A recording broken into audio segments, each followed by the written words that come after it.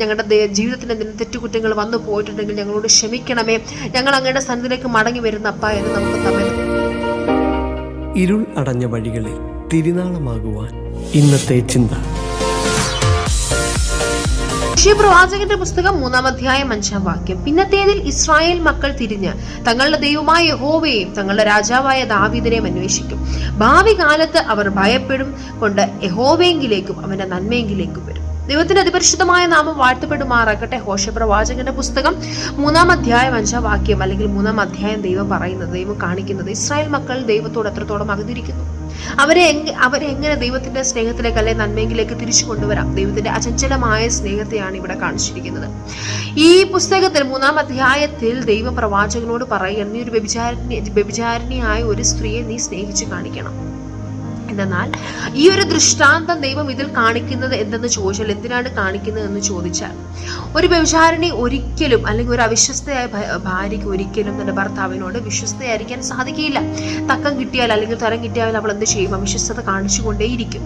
അപ്പോൾ ഇസ്രായേലിന് കാണിച്ചു കൊടുക്കുകയാണ്, നിങ്ങൾ എങ്ങനെയാണ് ദൈവത്തിന്റെ സ്നേഹത്തിൽ നിന്ന് അകന്നു പോയിരിക്കുന്നത്. ഈ ദൃഷ്ടാന്തത്തിൽ കൂടെ ദൈവം അതവർക്ക് മനസ്സിലാക്കി കൊടുക്കുന്നു. അങ്ങനെ ഒരു സ്ത്രീയെ നീ വ്യഭിചാരിണിയായ സ്ത്രീയെ നീ സ്നേഹിച്ചു കാണിക്കണം. അതിൽ കൂടെ ദൈവം പറഞ്ഞു കൊടുക്കുകയാണ്, നിങ്ങൾ ഇത്രയൊക്കെ കാണിച്ചിട്ടും ഞാൻ നിങ്ങളെ സ്നേഹിക്കുന്നില്ലേ? എന്തിനു വേണ്ടിയാണെന്നോ? അതാണ് 3-ാം അധ്യായം 5-ാം വാക്യത്തിൽ പറയുന്നു, പിന്നത്തേതിൽ ഇസ്രായേൽ മക്കൾ തിരിഞ്ഞ് തങ്ങളുടെ ദൈവമായ യഹോവയും. അതപ്പം ദൈവം കാത്തിരിക്കുകയാണ്, അവർ മടങ്ങി വരും. ദൈവം അതുമാത്രമല്ല, അവരുടെ രാജാവായ ദാവീദിനെ അന്വേഷിക്കുമെന്നാണ് പറഞ്ഞിരിക്കുന്നത്. വെച്ചാൽ ദാവീദ് എങ്ങനെയായിരുന്നോ ദൈവസന്നിധിയിലായിരുന്നത് അതുപോലെ അവർ ആയിത്തീരും എന്നാണ് ഇതിൽ പറഞ്ഞിരിക്കുന്നത്. അതുകൊണ്ട് ദൈവജനമേ, നമ്മൾ മനസ്സിലാക്കേണ്ട ഒരു കാര്യമുണ്ട്. നമ്മളുടെ മടങ്ങി വരവിന് വേണ്ടി നമ്മുടെ ദൈവം കാത്തിരിക്കുകയാണ്. നമ്മളുടെ സൗകര്യങ്ങൾ വർദ്ധിച്ചപ്പോൾ, നമ്മളുടെ സമ്പത്ത് വർദ്ധിച്ചപ്പോൾ, നമ്മൾ ലോക മനുഷ്യർക്ക് തുല്യരായി ജീവിച്ചപ്പോഴും ദൈവം നമ്മളുടെ മടങ്ങി വരവിന് വേണ്ടി കാത്തിരിക്കുകയാണ്. അവസാന തുള്ളി രക്തം വരെയും ഊറ്റി തന്ന നമ്മുടെ അരുമനാഥനായ ദൈവത്തെ മറന്ന് നമ്മൾ പലരും ഇപ്പോൾ ഈ ലോകത്ത് ജീവിക്കുന്നുണ്ട്. അതുകൊണ്ട് തന്നെ മലാക്കിയുടെ പുസ്തകം 3-ാം അധ്യായം 6-ാം വാക്യത്തിൽ ഇപ്രകാരം പറയുന്നു, യഹോവയായ ഞാൻ മാറാത്തവൻ, അതുകൊണ്ട് യാക്കോബിന്റെ പുത്രന്മാരെ നിങ്ങൾ മുടിഞ്ഞു പോകാതിരിക്കുന്നു.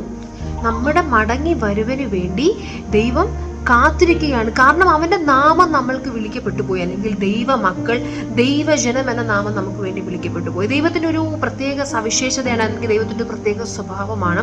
അവൻ തന്റെ സ്വഭാവത്തിൽ ഒരിക്കലും എന്ത് ചെയ്യില്ല, മാറ്റം വരുത്തുകയില്ല. അവന്റെ മക്കളായ നാമം അതുപോലെ ആയിരിക്കണമെന്നാണ് ദൈവം ആഗ്രഹിക്കുന്നത്. എന്നിട്ടും നമ്മളിൽ പലരും ഈ ലോകത്തിന്റെ മോഹത്തിലേക്ക്, അല്ലെങ്കിൽ ലോകത്തിന് അനുരൂപരായി ഇവിടെ ജീവിക്കുന്നു. അതുകൊണ്ട് തന്നെ അപ്പോസ്തലനായ പൗലോസ് റോമർക്ക് എഴുതിയ ലേഖനം 12-ാം അധ്യായം 1-2 വാക്യങ്ങൾ ഇപ്രകാരം പറയുന്നു, സഹോദരന്മാരെ, ഞാൻ ദൈവത്തിന്റെ മനസ്സലിവ് ഓർപ്പിച്ച് നിങ്ങളെ പ്രബോധിപ്പിക്കുന്നത്, നിങ്ങൾ ബുദ്ധിയുള്ള ആരാധനയായി നിങ്ങളുടെ ശരീരങ്ങളെ ജീവനും വിശുദ്ധിയും ദൈവത്തിന് പ്രസാദവുമുള്ള യാഗമായി സമർപ്പിപ്പിൻ. ഈ ലോകത്തിന് അനുരൂപമാകാതെ നന്മയും പ്രസാദവും പൂർണ്ണതയുമുള്ള ദൈവഹിതം ഇന്നതെന്ന് തിരിച്ചറിയേണ്ടതിന് മനസ്സ് പുതുക്കി രൂപാന്തരപ്പെടുവിൻ.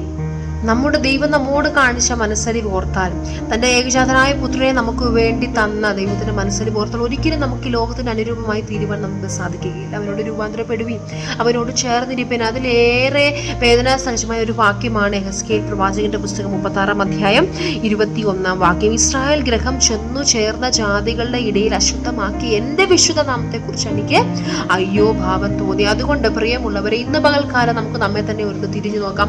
നമുക്ക് നമ്മളെ തന്നെ ഒന്ന് ശോധന ചെയ്യാം. നമ്മൾ ദൈവത്തിന്റെ സന്നിധിയിൽ എത്രത്തോളം അവിശ്വസ്തരാണോ, അല്ലെങ്കിൽ ദൈവത്തിന്റെ സന്നിധിയിൽ നമ്മൾ വിശ്വസ്തരായാണോ ഇരിക്കുന്നത്? പിതാവേ, ഞങ്ങളുടെ ജീവിതത്തിൽ എന്തെങ്കിലും തെറ്റുകുറ്റങ്ങൾ വന്നു പോയിട്ടുണ്ടെങ്കിൽ ഞങ്ങളോട് ക്ഷമിക്കണമേ, ഞങ്ങൾ അങ്ങയുടെ സന്നിധിയിലേക്ക് മടങ്ങി വരുന്ന അപ്പ എന്ന് നമുക്ക് നമ്മെ തന്നെ ഒന്ന് ശോധന ചെയ്ത് പ്രാർത്ഥിക്കാം.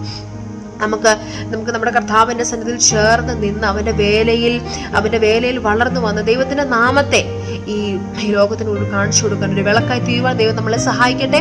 ഈ വചനങ്ങളാൽ ദൈവം നമ്മളെ എല്ലാവരും അനുഗ്രഹിക്കട്ടെ. God bless you all.